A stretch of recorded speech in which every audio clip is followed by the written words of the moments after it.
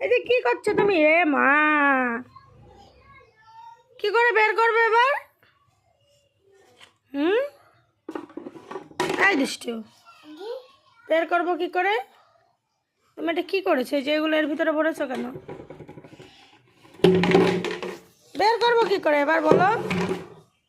ওরে বুদ্ধি, দেখো কি হচ্ছে না? তোমাকে কে বলেছে এইভাবে বের করতে? হবে না তো, তুমি কেন ভরেছো এর মধ্যে? কি বের করো, তুমি একা একা বের করো।